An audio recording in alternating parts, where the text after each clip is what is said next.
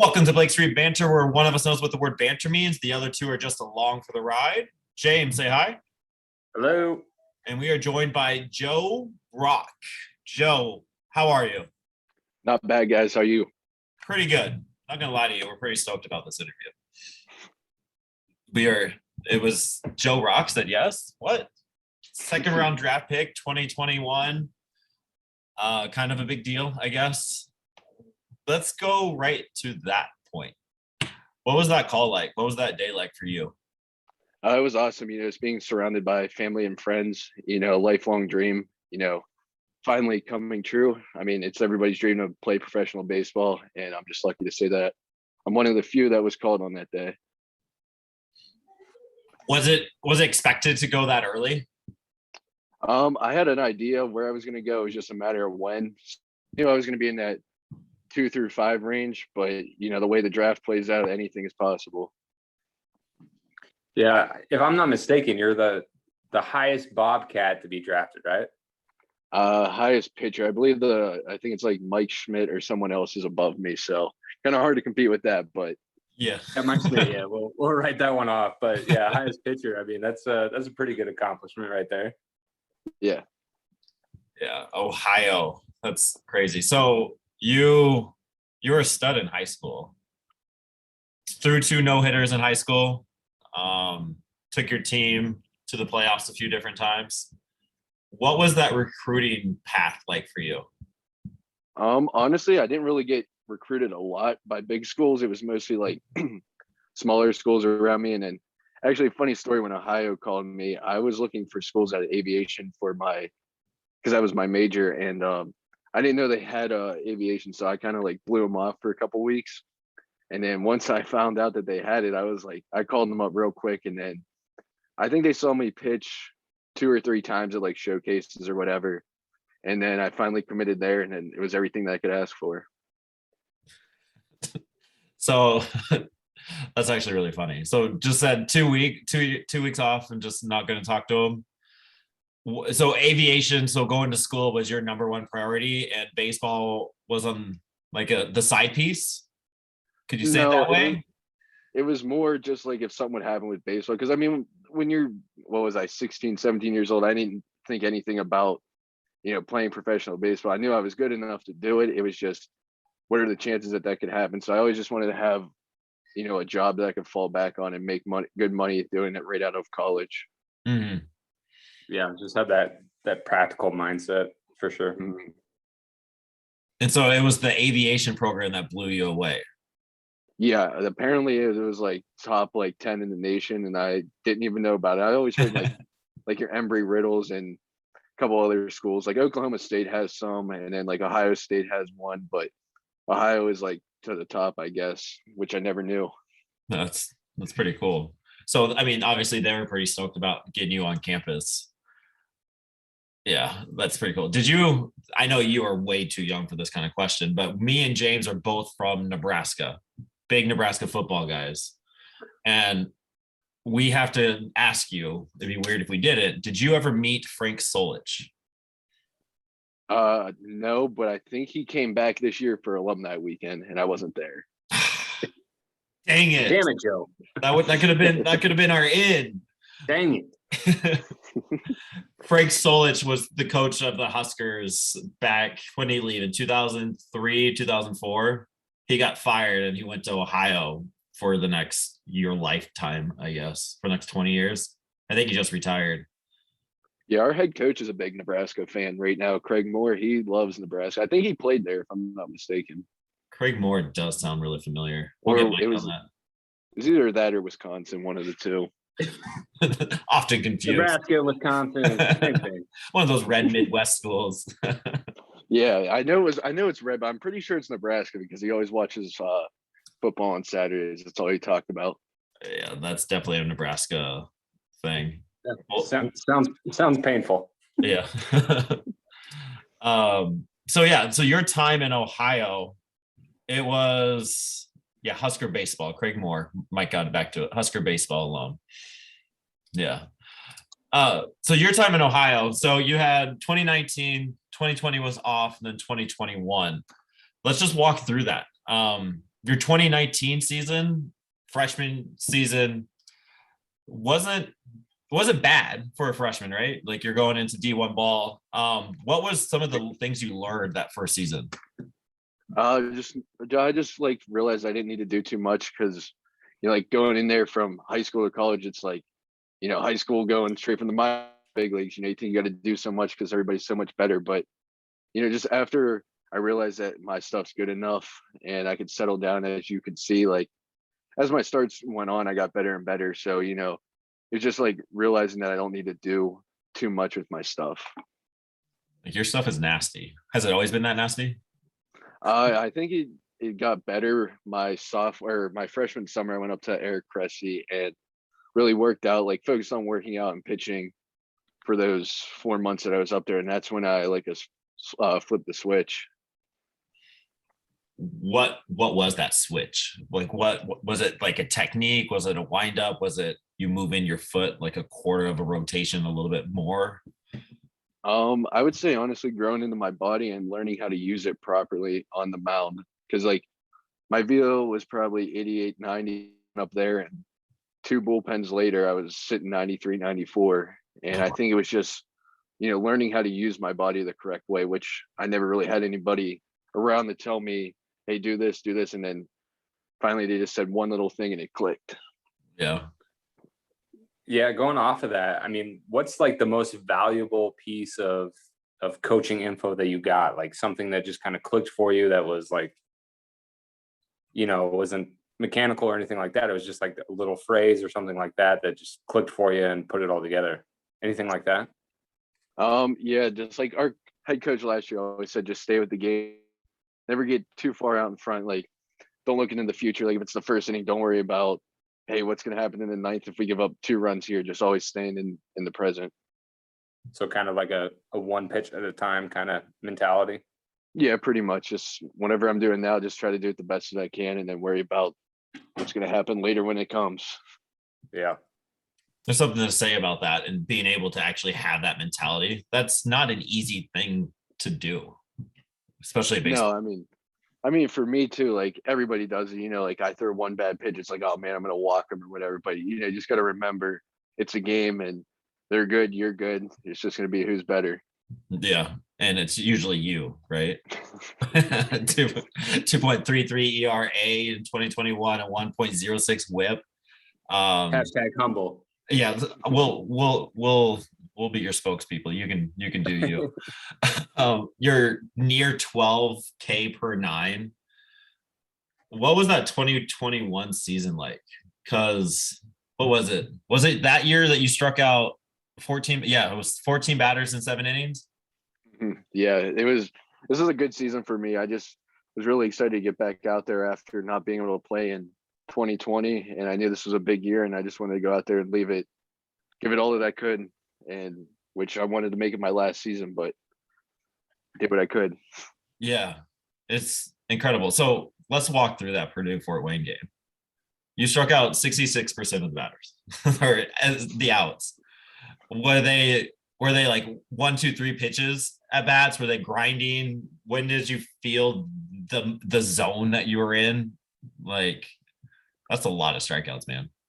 Honestly, from the beginning of the game, I knew they weren't touching my fastball. I was blowing it right by them. And then I think after like my 9th strikeout, they still had the nerve to talk some smack to me. So then that really hacked me off a little bit. So I just went out there, instead of chirping at them, I just went out there and struck them out more.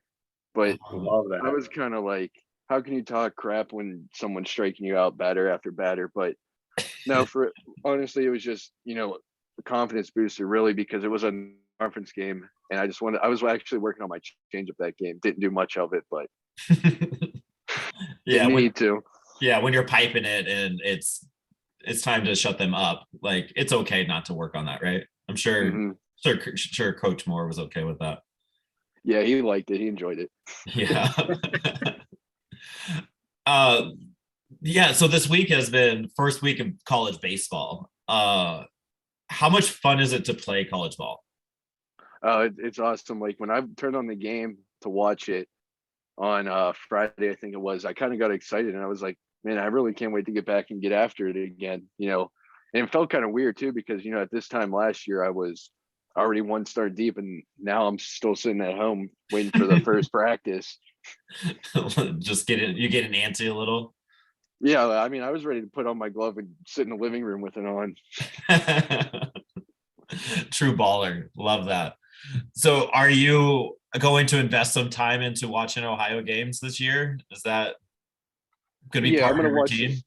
I'm gonna watch as many as I can. I know they don't broadcast a lot of them because we're not, the biggest school, but as many as they broadcast, I'm gonna try to watch them. Yeah. Do they post it on their website? Do you have any idea? Just curious. I know they played on ESPN this last weekend because they played USC Upstate, but I think our games are on YouTube or something. I'm not really sure, but if it is, they tweet it out and they're like, "Watch us here." But they did that on Friday, and then the link didn't work because I think ESPN forgot to show up. I don't know how true that is, but it's kind of crappy if it was. Yeah. ESPN No, yeah, wanted to drop the ball a little bit. yeah.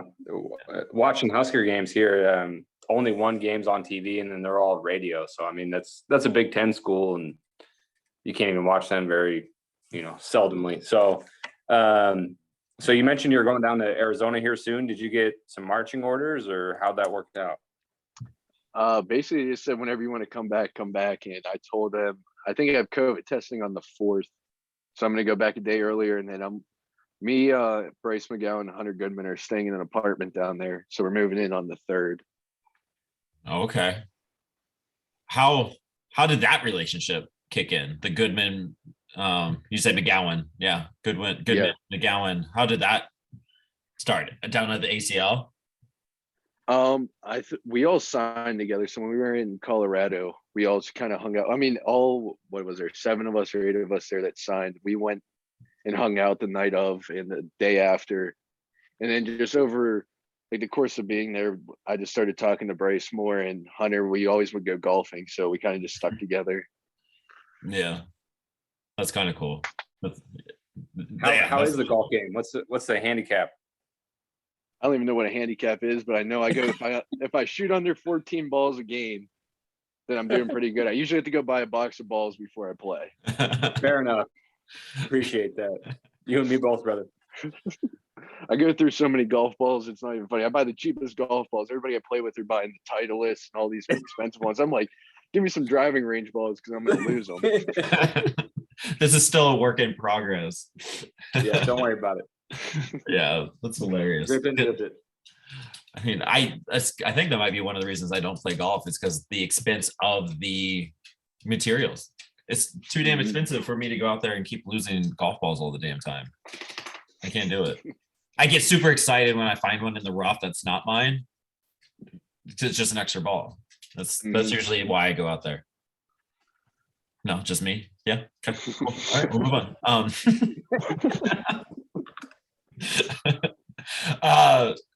You had a little time at the Cape Cod League in the summer of 2019. What was that? Because it looked like 2 games, 3 innings.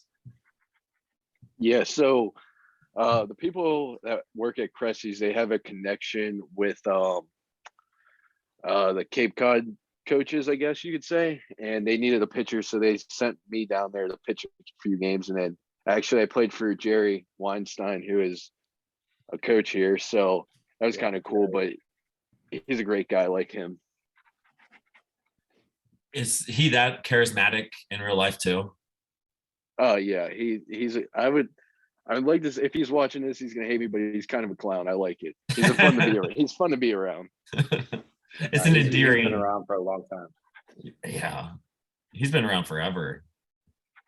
It's crazy he's still around doing his thing because he's pushing 80. Pacheco was telling us about that. Yep. Mm-hmm. Yeah. There was one day in instructional league we had to be in. I had to lift at.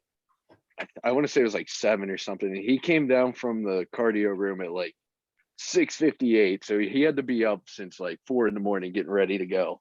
It was funny though, just seeing him come down all sweating at 7 o'clock in the morning. Like, come on, Jerry. That's wild. Good old Jerry. Yeah, he's been around. He's going to be there your entire career, I'm sure too. But dude's not going anywhere. So you got drafted, and then you had what, a month off, and then you were sent down to the ACL. Mhm. What Correct. was that? What was that process like? It was honestly just like a good time to soak everything in, get away from home again, go to Arizona. I've been to Arizona once or twice on vacation, but never for a long period of time. So just like adjusting to that area. And then after like the adjustment period, throwing a couple days a week and then getting back in games it was really fun actually. So the ACL was good to you, it looks like. Did you feel like you belonged when you were there?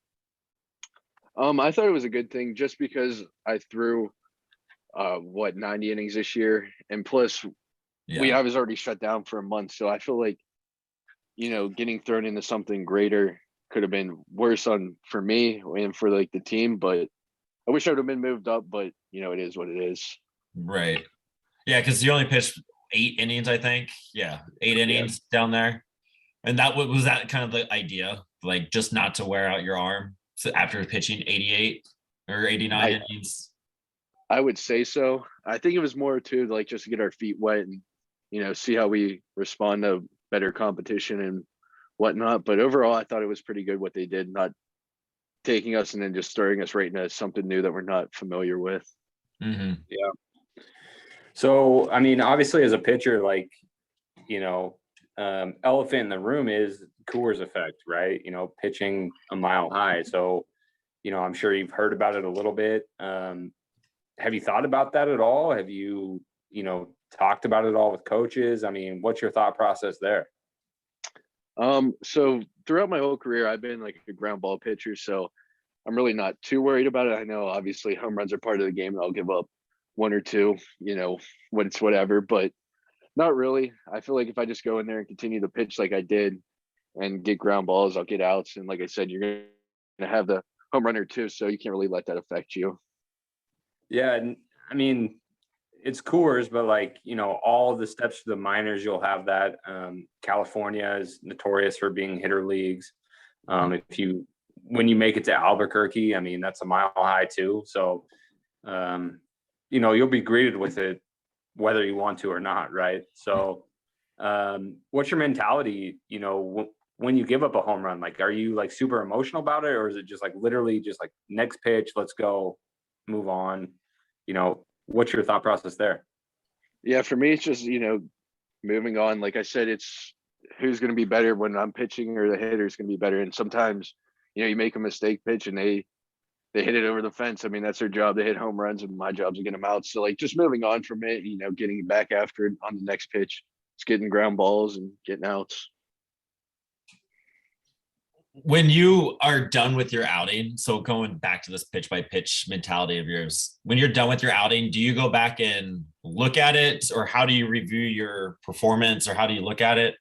Is it all right, I'm done, time to move on, like that was good or that was bad, or what? Like, I guess what's kind of your process? So I'll go back and rewatch my outings just to see, if I'm working on something or working on a certain pitch to see when I threw it well, what I did. And then if I threw a bad pitch, let's say change up, if I threw one arm side and it was just completely out of the zone, I'll go back and watch and see what I did wrong on there and see if I left it, arm side or if my whole body flew open or whatnot. And then just try to build off of it. Like I like to watch my success, but I also like to watch the failures too, because I feel like for me, that's what makes me better. Mm-hmm. And working through that.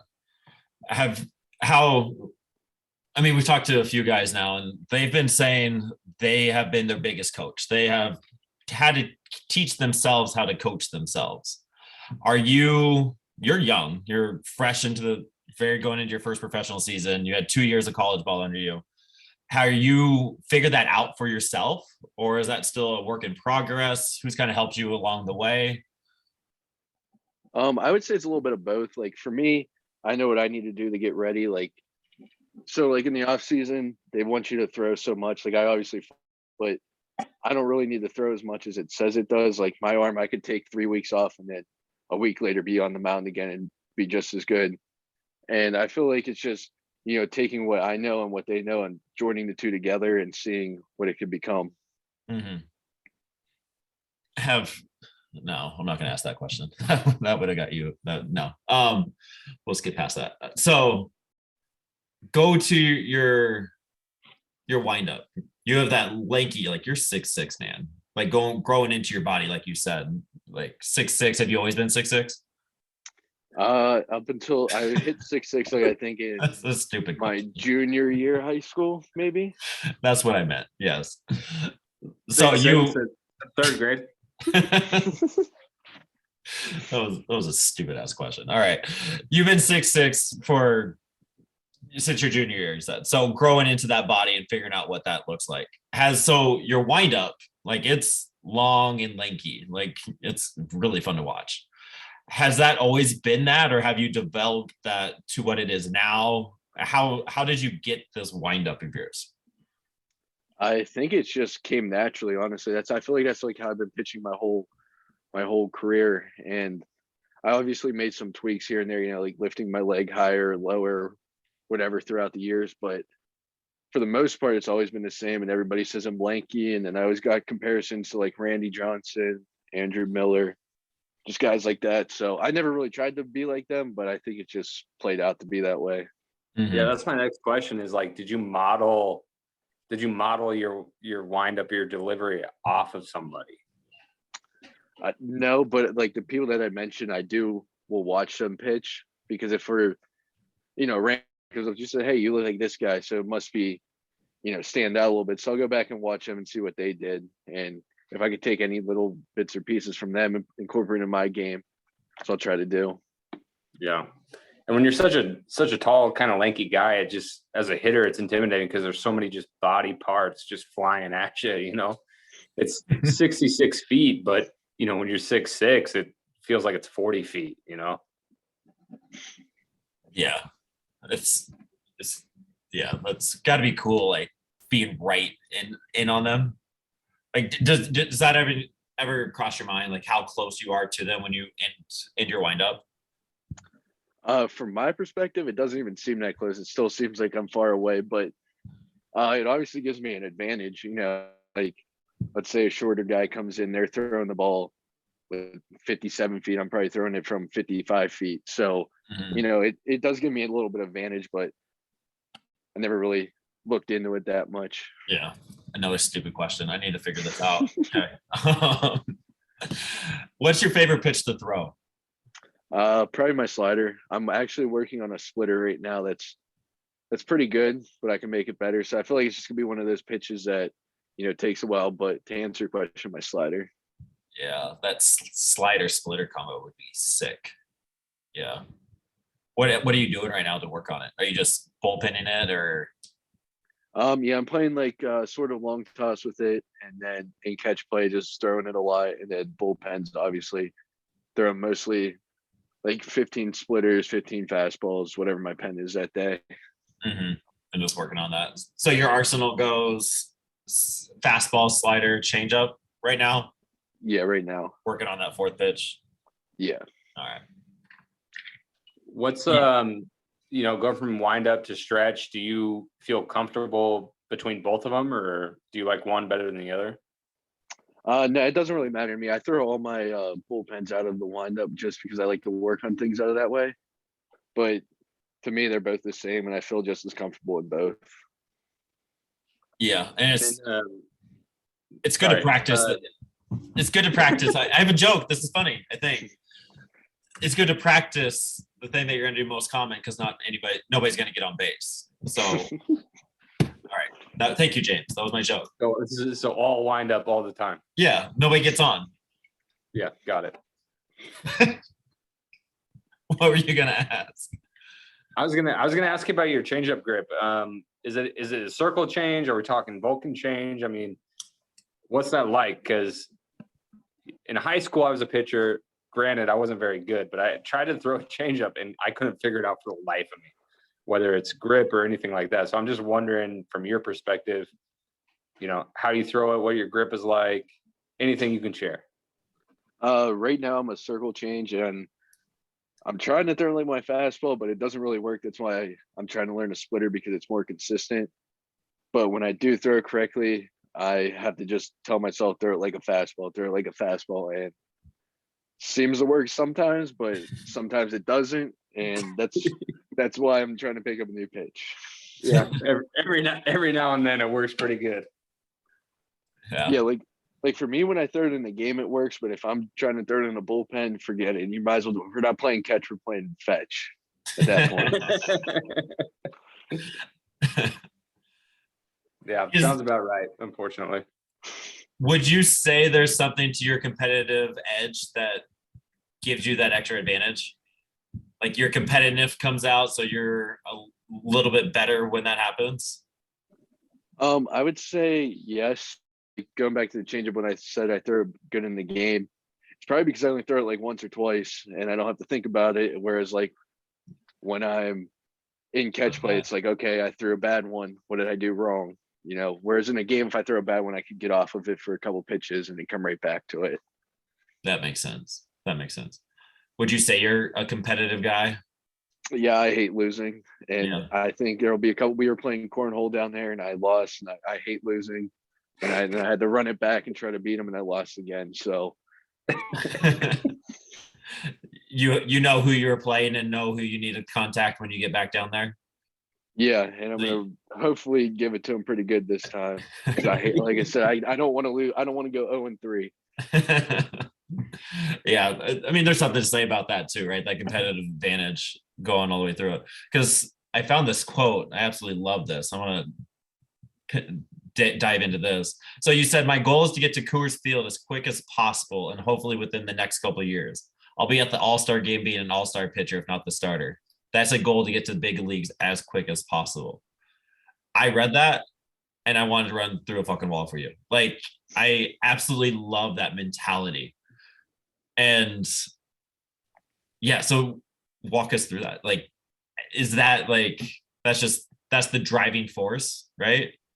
Yeah, I just want to get, through the system and get wins for the ball club, and just get up there as quickly as I can. And, I don't know what I'm trying to say. Just like get there as quickly as I can, honestly.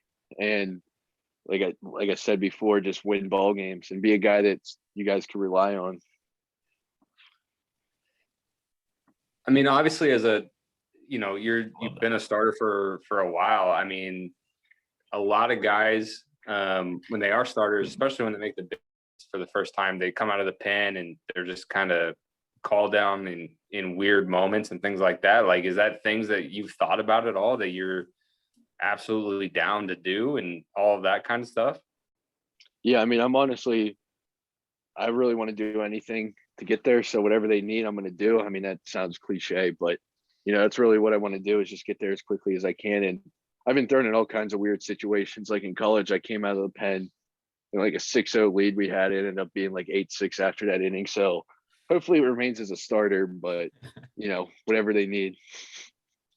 Yeah, I'm sure you've been in some situations like that where all of a sudden it's like a one-run game and you pitch the day before, and all of a sudden Joe's got to come in and close it down, right?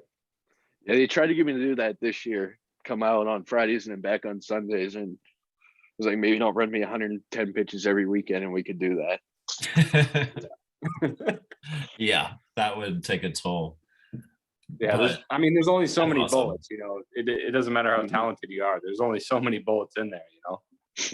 That's true. That was a good one, James. I like that. Thanks. I stole it from somebody. I don't know where, but definitely wasn't mine. Yeah. So spring training starts next week for you. Pretty stoked about it. Nervous? How you feeling going into it? I'm excited because I only really know 30 people in the organization. So I'm excited to meet, everybody else and, get practicing again and get back into the baseball mood, and then ultimately start playing games. Yeah. It's time to go, huh? Yeah, love that. All right, let's wrap this up. We always end up with some fun questions, little softball questions. Usually I go to the website, on the college website. It's those kind of questions. And Ohio didn't ask you those, so we'll do it for them, I guess. A few years late. What's your go-to meal? Oh, so if I'm on the road, it's going to be Chipotle. If I'm at home, I'm going to go with Pancakes. I love pancakes. Pancakes. Dude, that's crazy. As soon as you asked that question, I said Chipotle in my mind. That was crazy. It's, Anyway. it's definitely the most frequent answer we get on that. So pancakes, you're definitely a syrup guy. What are we topping it with? What are we putting in the batter? Oh, so you got to get buttermilk pancake. You got to get chocolate chips, the Toll House chocolate chips. I mean, you got to load them up. You can't be stingy on those. You got to put as many as you want in there. And then you go with some syrup, and then that's it. And then I usually put a little bit of peanut butter on there, on one of the layers just to get some extra protein in there. But that's my go-to meal. Like I had some before I hopped on here, so I was good to go. Get some fuel ready. The peanut butter on the pancake is a an underestimated move. It's fantastic. Never done it? Never done it. You got to. It's fantastic. I think I'm intimidated. I don't know how to do it. Like, am I spreading all the pancakes with the peanut butter, or what am I doing here? I usually do. So if I'm doing a 3-layer pancake, I usually do the bottom and the top one, and leave the middle one with just syrup on it. If I'm doing 2, it's always got to be the bottom one. Bottom one always gets peanut butter first. Yeah. Good to know. I would say I would argue bottom and top layer, no matter what. Otherwise it becomes too much. No matter if it's 4 pancakes, 2 pancakes, 2 pancakes, all the peanut butter. This is a favorite of the pod. Is it crunchy or smooth peanut butter? Okay, so I'm actually allergic to peanut butter, so I got to use a fake peanut butter. So it's actually smooth butter. It's called Wow Butter, but it is a smooth. It's not chunky. Okay. And you probably will never experience chunky peanut butter. Yeah, well, if I do, I'm probably gonna be dead. Yeah. Or in Yeah, the let's not do that. Let's not do that. Yeah, not doing it. No. What's your what's your game day music like? What do you on start days? Definitely probably hip hop and maybe some rock music in there, depending on how I feel that day. If I really want to get, pumped up, I'm gonna go like probably Wiz Khalifa, Drake, Rick Ross, somewhere around there. Okay. I can dig that. Okay, first day of the bigs, walkout music. You got to choose it. What's the song? Oh, that's a good question. I never thought about that, but if I had to, I would. I don't know the song exactly, but it'd be definitely Wiz Khalifa. Pittsburgh boy, got to represent him. That's how far away did you grow up from Pittsburgh? Like 15 minutes. So Aliquippa, did I say it right? Aliquippa, yeah. Aliquippa. Everybody says it like that, so don't worry about it. Aliquippa. Okay. 15 minutes out of Pittsburgh. Okay. Yeah. Any Mac Miller in there? He's a Pittsburgh boy too. Yeah, I do listen to him. I'm not really a big fan of that type of music, but I do listen to him. I mean, I have to. If I didn't, that'd be a sin to Pittsburgh, but right. I do. Yeah. Okay. Yeah, I can dig that. All right, and then the final question. What is your favorite baseball moment for you? Definitely throwing my no-hitter this year. The second outing that I had was huge for me. I like that. How much different was that than your 14 strikeout game, like feeling wise? I would say they were the same, honestly. Well, no-hitter came first, so that was like, at that point the highlight of my college career, and then the 14 strikeout game came. But I feel like those two build off of it, but emotion-wise, they were both the same after they were all said and done. Mm-hmm. How do you keep it together? Like, because there's so much adrenaline, obviously, like going through the first couple of innings and so on and so forth, and then you're getting towards the end. And you're not a dumb. You know exactly what's going on, and you're going out there, and you know what's on the line. I mean, what's the mentality at that point? Just trying to get out of my head, because I always jinx myself a lot. So if I think about it, like when I'm playing MLB The Show, I'm like, oh man, I'm getting no hit. Here comes a hit. You know what I mean? So it's just like I got to get out of my head as quickly as I can. Like cheer on the hitters or talk to somebody, and then just get back out there and do my thing. Yeah. So what are you thinking about? You're just like literally just focus on next pitch. Can't think about anything else. If I'm being honest, it was probably about what I was going to eat after the game, because I do tend to get hungry a lot. So I'm always eating in the dugout, but it was probably, like what I was going to eat or what I was going to probably eat, honestly. It's probably what I was thinking about. Well, what are we eating in the dugout? We got pancakes or what? Coach Moore, send those down. So our spread usually this year or last year was we had like oranges and potato chips. So I think I actually ate a bag of sour cream and onion chips, and then that tied me over for the game, and we got through it. So those were pretty good. I'm gonna start doing that actually. I think having a bag in my satchel or whatever I got on me that day, and then eating a few of them in between innings. So you're very superstitious now, right? Yeah, I mean, I still wear the same tights that I had on every time I pitch now. I'll wear those until they rip all the ways off, which the knee is starting to fall off. So it might be time to retire those. Time to get them up there. What's your craziest superstition that you have? So I always, when I get to the field, I always have to take my music out at the same time. So like when I was warming up, I would always have to take off my headphones at like, let's say the game was at 6 o'clock and I started warming up at 5, they had to come off at 4:58. On the dot. Yeah, if I was late, it was like my whole mojo was throwing off. Like it was just like one thing after another would go bad. I wouldn't have a catcher ready or something. Yeah. So I always had to make sure I did it. That's a new one. I haven't heard that one. I like that. Joe, this was great. Thank you for spending your time with us. I'm excited to watch you do your thing. We're going to be following it on. Like I said, we will be your biggest supporters going through. We'll put out all the propaganda for you, so you don't have to. But this was fun. This was fantastic. Yeah, I appreciate it. Appreciate you guys having me on here. It was fun. Yeah, let's check in a couple months and see how things are going. Yeah, for sure. For sure.